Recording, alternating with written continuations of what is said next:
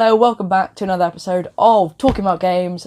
I'm Harry, this is Ethan, Hello. and we're talking about today the N64. So let's get started. This is the N64, as we all know it, the great console. We both have one of this console, actually. Yeah. So basically, we're going to start talking about some facts. Console was released in 1996. 1996. And yeah.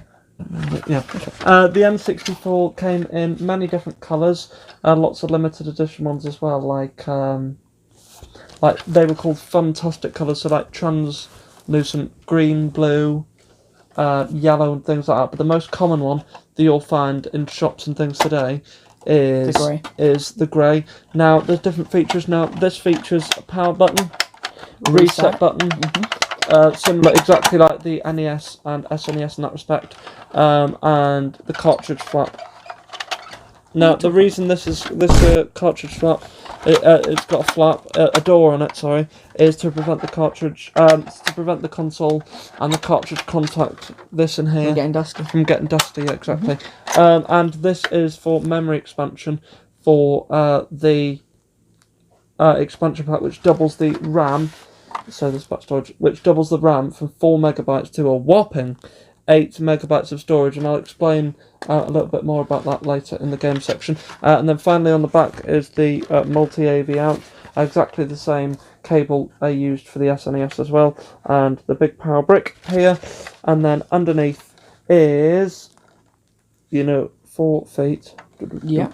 And the extension port. Now, this is an interesting story. We'll be here for a while. This is an interesting story. So, the expansion port is only used for one thing, and that's an expansion. We might bring up a picture here, called the 64DD, the 64 disk drive, which was only released in Japan, except for one rare unit that Metal Jesus has. You know Metal Jesus. Oh yeah, I know. Yeah, this guy. Yeah, him. I will not put the channel link in the description. So, because you've got no subscribers. Yep. In 2001 in Japan, the 64DD was released only in Japan, and it would clip underneath like this, and it would have, a floppy disk drive on the front and a little eject button, and it would run games off it. But there'd be you could connect to the internet using a Japanese service called RandNet. Not to be confused with the Indian current. And then so there were several games for the 64DD. Obviously we don't have here because it's incredibly rare. Like F-Zero X, you could build your own tracks. Doshin the Giant, Sim City, and even Super Mario 64. There's a demo out in the wild on the disk drive. So it's really interesting, but it's incredibly rare and incredibly expensive. So if you find one, get it. Yeah. So, I know Ethan's already talked about storage with like the RAM and stuff, but there isn't much to talk about storage because there isn't any internal storage. There's only storage. Is there internal storage? No, I mean I'm agreeing that there isn't. Oh yeah. There's not any internal storage. There's no hard drive inside the console. You can only save games through the cartridge. Some games have a battery save. That's what that's used for. They only had that, and there was a range between 32 megabytes and 64 megabytes per cartridge.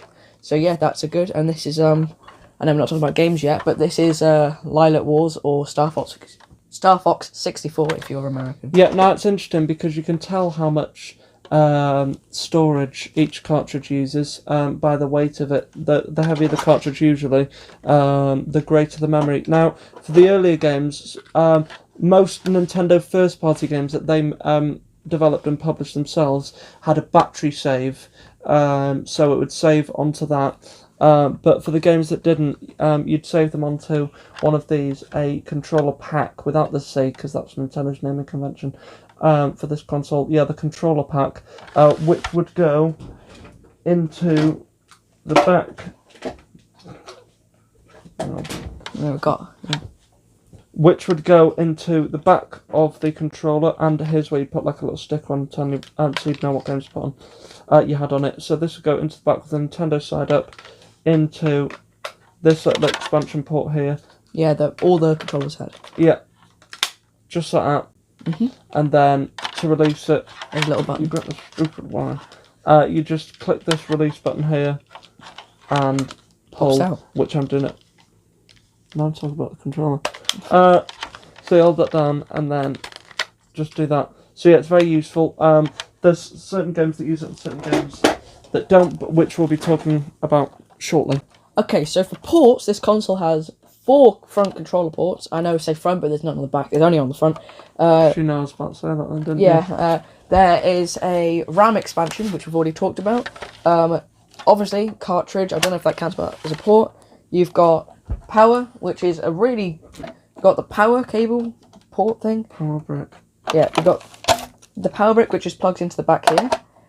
And you've also got AD multi-out from the back, which is the same as the SNES, which we have down here. Oh, dear. Yeah, so... No, I know that. Yeah. So now we're going to talk about... What? So yeah, now we're going to talk about controllers, and we have 2 controllers actually, but we don't because, yeah. So we have 2 controllers. Technically 3. Yeah. But it's not really... it didn't come out around the time, so we might show it, at the end. But yeah. No. So you might not recognise this because it's a third-party controller. It's actually the controller that I have for the one I have. Yeah. It's ridiculous. Yeah.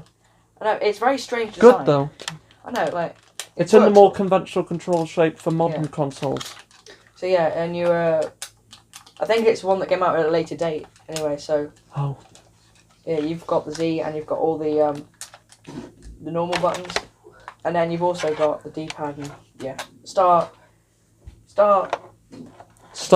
yeah.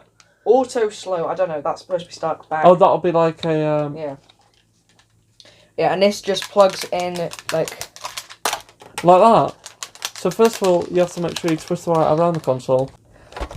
Okay, so this just plugs into the front of the console. Why'd you show a third party one plugging in? I don't know, because it just shows where... I've never had a third party one in there in my life, get that out. That's disgusting. Filth. So now I'll show my controller to the camera. This is an official Nintendo 64 controller. It's in the trident shape, so you've got the control stick. Now, these would get very loose over time, as you can see.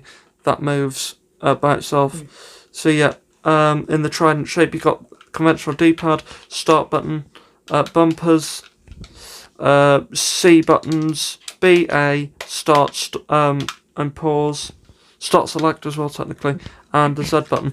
Now, what was weird about this is people had many ways, an expansion port for rumble pack and memory card, but we'll talk about that in just a sec. What's weird about this controller is that the different ways of holding it. Some people would hold it for like more 2D games. People would play it like that.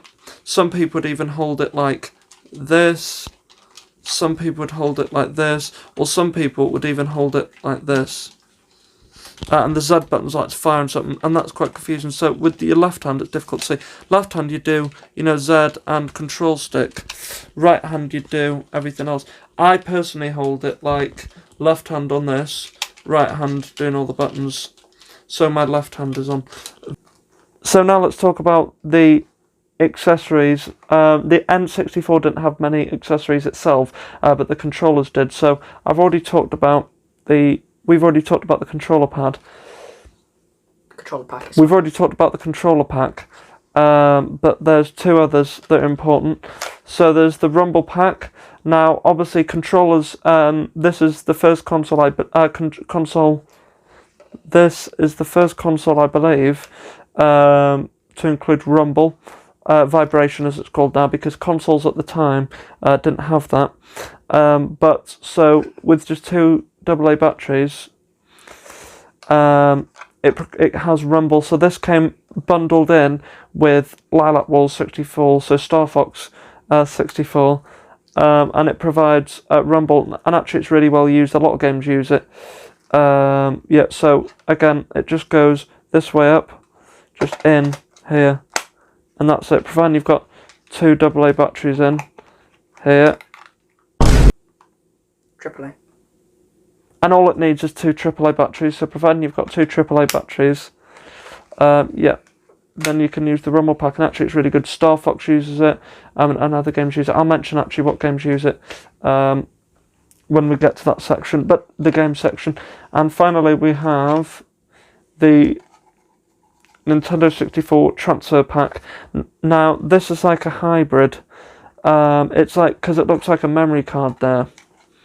But then on the back, it's this. So obviously, what Nintendo have done here is they've taken like the back from a Game Boy where the game slots in, and you just slot the game in there. It's only really used by Pokemon Stadium and Pokemon Stadium 2 to transfer your progress to your Game Boy to, you know, do progress with your Pokemon and take it around and stuff, and then, you know, put this in and transfer progress to the console, and to do that, obviously, so that just goes in there, and actually it doesn't add much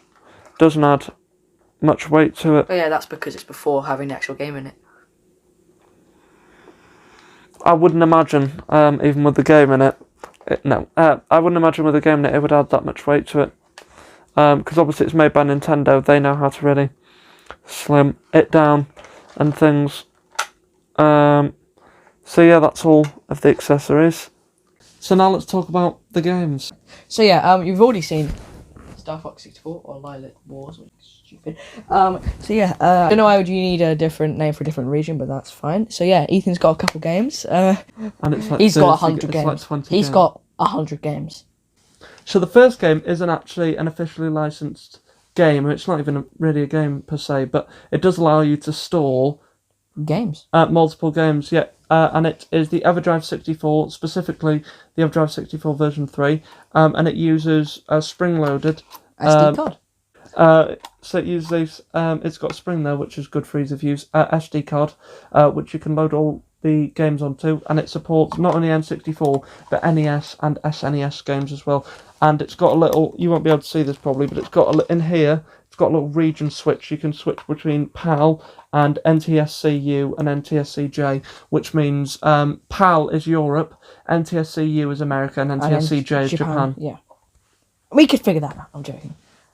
It's just a big text box. We can figure that out, and it's like red on your face because you're annoyed at how I just stated the obvious. Really?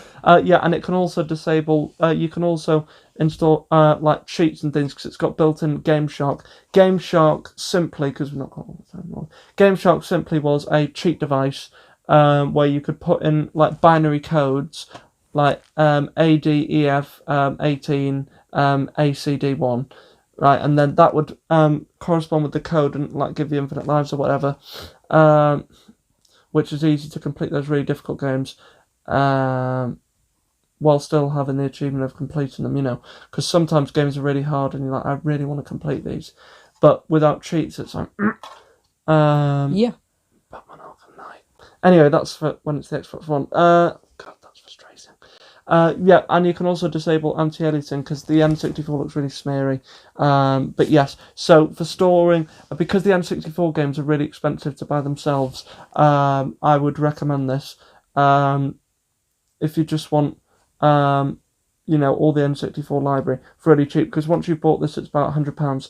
Once you've bought this, that's it then. You know, but I also like the actual games. So that's the first. Having physical games. That's the first game I've I had no idea what you were talking about at the moment. Yeah. Help me leave that bit in. Yeah, I will. Important. I will. So, right, now we're going to start off with what I believe, and many others believe to be, the best game on the console. Now, without this game, there wouldn't be Call of Duty, there wouldn't be Halo, there wouldn't be Medal of Honor, there wouldn't be any of those. This is the definitive first-person shooter, and it's GoldenEye 007, which has been, just in case you didn't know, it's been re-released as part of Rare Replay on Xbox Game Pass, and on DVD and Blu-ray. No, it's being re-released as part of Rare Replay on Xbox Game Pass soon, and also on Nintendo Switch Online NSO as part of their N64 expansion pack. But yeah, the campaign is excellent and the multiplayer is incredible as well. Fun fact, actually, the multiplayer actually wasn't even going to be incorporated, and the game director of this game, Martin Holler, said, you know, we've not got time to put it in, and Nintendo were like, you're not going to put multiplayer in, are you? But one of the employees did in secret, and if you want to know more, then what's the new documentary Golden Era, available now on Sky. Oh yeah, I've seen that. And streaming platforms like YouTube, you know, etc. And the follow-up to GoldenEye, 2001's Perfect Dark. Now, this game requires the expansion pack. Now, the expansion pack, some games just are enhanced by it, as in have better graphics or better frame rate. Other games require it, and this is a game that requires it. Without the expansion pack, you can only play the multiplayer, but with it, you can play the campaign as well. And there's a high-res, with the expansion pack, there's a default mode and a high-res mode as well, which looks a little bit better, but it sacrifices frame rate as well. But a really great game if you like GoldenEye. And it's also re-released on the 360, XBLA, Xbox Live Arcade, and Xbox One and Series consoles. Also, I forgot to mention, this actually can use the Rumble pack with it. I did say it came bundled in. But it's good to clarify. Next up, we've got a game by EA. That's before they were con artists. Game by EA. It's a licensed game, and it's Volkswagen. Well, it's not called that, but it's got Volkswagen Beetles in. It's Beetle Adventure Racing, which is a nice, fun little racing game. You know, it's fun. There's a variety in level design, locations, and a variety of Volkswagen Beetles and that. Next one is a clone of Super Mario 64, but also it's also its own game and a great game in its own right. You know, it's got a lot of original things. It's got whereas Mario Kart's just karts, this might have been what pushed Mario Kart from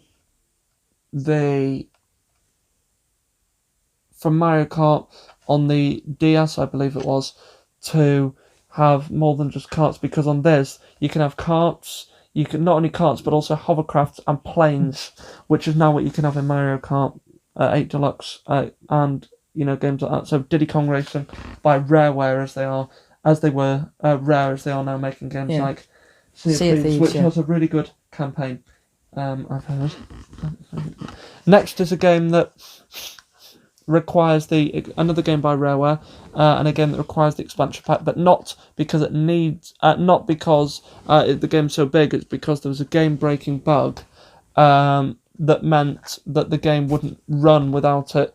And that's why this game, fun fact, actually came bundled in. If you were to buy this game at launch, because they all came in cardboard boxes, if you were to buy this game at launch when it came out, or at all, new, it would come bundled in with the expansion pack, which doubles the memory from 4 megabytes to 8. And Donkey Kong 64, which is a great campaign, and it's even got the Donkey Kong rap song at the beginning, which is great. Next is a game that I never expected to like, but it's Pokemon Snap, developed by the Pokemon Company, and I believe HAL Laboratory. Now, Pokemon Snap is like an on-rails. It's an on-rails photography game, basically. So you go around and like this. I thought you were going to say it's a Snap, like it's an Snap, but with Pokemon. Okay, never mind. Yeah, I thought it's an on-rails shooter where you go around sniping Pokemon. No. Snap what? No, like the card game Snap. I thought it was going to be that, but with Pokemon cards. Camera film. Yeah, I didn't see it. Okay. Pikachu. Peep. Okay. Peep peep. Yeah. So Pokemon Snap is like an on-rails photography game. So you go around this park and you take photos of Pokemon, and then they get added to your Pokedex. Actually, it's a really fun little game. Guess it's like a therapeutic game in a way. Next up, published by Nintendo and developed by LucasArts, Star Wars Shadows of the Empire. It's a third-person Star Wars action-adventure game. And a lot of variety in levels. So there's like stealthy levels, shooty levels, and even some flying levels in the Millennium Falcon. So that's a really good one. Next up is a game by Rare. Well, I think it's the last game Rareware released on the N64 on the console, and it's 2001's Conker's Bad Fur Day. Really funny. It's a really funny, but it was rated M for mature, or as we say in the UK, by the PEGI rating system, because Americans use the MSRP. Rated 18 because there's lots of swearing and lots of adult jokes, but also there's lots of film parodies and homages, like this bit relates to The Matrix, Alien, Full Metal Jacket, loads of things like that. And actually it's a really good and really funny game released by Rare, which is a big change from games they made like Diddy Kong Racing, GoldenEye, etc. Next is the definitive fighting game on the console, and this is a 64 megabytes cartridge, definitely. It's Super Smash Bros. Now, by today's Smash Bros. Standards, you'd say it doesn't have many characters, It's not as fun to play, and that might be true, but it's the original, and therefore it deserves merit for that. And actually, it's quite fun. It's got great intro, great game, great gameplay, and at the time, Nintendo wanted a new IP, intellectual property, and a new game, and Shigeru Miyamoto, who created Mario, said, why don't we try, a game throwing all the Nintendo characters together? And that's what they did. Now you've got characters like Sonic and Snake from Metal Gear. Next is the definitive racing game on the console. Amazing game. Mario Kart 64, which... what annoys me about new Mario Kart games, like 8 Deluxe, is how when you're in first place, someone throws a blue shell down. That's annoying. And that's the end. This is one of the best. That's why I don't play 200cc, because it's just stupid. Best Mario Kart game. Yep, I'd agree. It's the best Mario Kart game of all time. The Wii kind of comes up there, but because it's balanced and it's fun, and when you're in first place, you might get hit by lightning, but it's easier to keep the lead than 8 Deluxe and games like that. But yeah, it's really fun, and this is... I'd agree with Harry. This is the best Mario Kart game ever. Mario Kart 64. Followed by Wii. Yep. Followed by Mario Kart Wii. Next is a sequel, in a way, to GoldenEye, in terms of the film. Well, After Tomorrow Never Dies. But this time developed and published by EA Games, and that's 007 The World Is Not Enough, based on the movie. Now, while the PS1 version has cutscenes from the movie, this doesn't, because obviously technical limitations. But yeah, lots of variety, even cheats like GoldenEye had as well. If you go through the levels on high difficulties, like unlimited ammo and invincibility, things like that. But yes, Star Wars Rogue, another game by LucasArts, and it's probably the best game on the console released by LucasArts. Probably the best game on the console released by LucasArts, and that is Star Wars Rogue Squadron. It's a really great game. You can fly different vehicles like the Millennium Falcon, Luke Skywalker's X-Wing, the Y-Wing, the Naboo Starfighter, loads of those. And it's great because with the expansion pack, it makes the game from 240p to 480. It's one of those rare games that supports it, but yeah, it's really good. And actually, there's voice acting in this that's really good, and it's really fun. It's got a good story, and actually, each vehicle, it's not like that. It's just it's not like each vehicle's just a reskin. Each vehicle has its own unique weight and speed attributes. So yeah, that's a really good game, Star Wars Rogue Squadron. Now we've got 2 games, platforms released by Rareware. And that is in response to Super Mario 64, which I'll speak about in a minute. And that is Banjo-Kazooie. 1996 is Banjo-Kazooie, and 2000's Banjo-Tooie. Banjo-Kazooie is excellent. It follows the story of the bear Banjo and the bird Kazooie. And, it's got humour in it like all Rare games have, except for that new one. That all Rare games have, and yeah, as any good platforming game should, there's a lot of variety, and actually at times it's quite challenging, and there's lots of collectibles to get, like jiggies, jigsaw pieces, and it's got a good story as well. It's Banjo and Kazooie have to work together to defeat Gruntilda, this mean witch. And you have to go all the way up Spiral Mountain through other places. So basically, it's a collectathon game as well, as a puzzle platformer game, and it's a puzzle game as well. In the sense that you have to go to different worlds. Excuse me, go to different worlds, collect different enough jiggies to unlock different worlds, and it's really good. And I've never played any Banjo-Kazooie games, so. And then we have Banjo-Tooie, as well as Mambo here. Banjo-Tooie as well, which is really good as well, which is the sequel. But Banjo-Tooie is a lot more difficult. But yeah, both are great games. And then the final 2 games, somewhat of a wild card. This developed by Take-Two, or as you now know them, Rockstar Games, responsible for Red Dead Redemption, Bully, Grand Theft Auto, Manhunt, table tennis. A lot of people forget about table tennis. but most notably Grand Theft Auto. Yeah, one of the most Yeah, famous and that is franchises ever. Space Station Silicon Valley. Quite a rare game, where you're a little microchip and you run around and you can control different creatures and animals and things as they help you, because only certain animals can jump and certain things. So it's like a puzzle platformer game. But yeah, really good. And then we end with one of the most famous games for the console. Probably basically the console that the game that was made for the console. Yeah, the game defined. Yeah. No, the probably one of the most famous ever Mario games ever. The console defining game. Yeah, exactly. Yeah. Alongside GoldenEye. Yeah. Is Super Mario 64, which is a launch title for the console. And it's still excellent today. Now you can play it. Well, you can't anymore because it's discontinued. But most notably now it's on Nintendo Switch Online, remastered, not in widescreen, unfortunately, still in 4:3. And the Super Mario 3D All Stars collection. But yeah, it's really good. You have to go through collecting enough stars. Basically, it's like any Mario game. Princess Peach is kidnapped by Bowser. Collect enough stars to collect enough stars throughout the levels, all the different levels, and there's a lot of variety of levels. And then defeat Bowser, save Princess Peach. Same story, but a lot of variety in levels, and the music in this game is incredible. So yeah, all these games. Also, first 3D Mario game. Yeah, first 3D Mario game ever. Now you've got Super Mario 3D Land World. Yeah. Galaxy as well is great. They're We'll all talk 3D about now. that in the Wii video. That'll be the video. So yeah, that's all the games. But the games I'd recommend you'd pick up day one would be GoldenEye 007, Super Mario 64, and Mario Kart 64, and Banjo-Kazooie. Those games you can't go wrong. So yeah, that's all the games and that's all for today for today's talking about games episode on the N64, the Nintendo 64.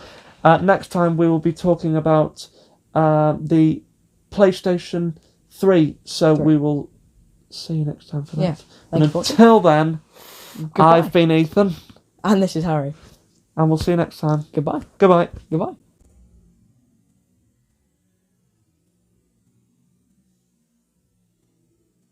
Goodbye. Like, I don't know, do you classify this as internal or external storage? Because it's kind of... What, the power brick? Yeah, no, because, like, it's... No, that doesn't make sense. The power brick can't have any storage on. Oh, sorry. External, sorry. It's its job never to mind. not have any storage on. Okay, so, new power brick SSD, it's all PSU, and an SSD for you.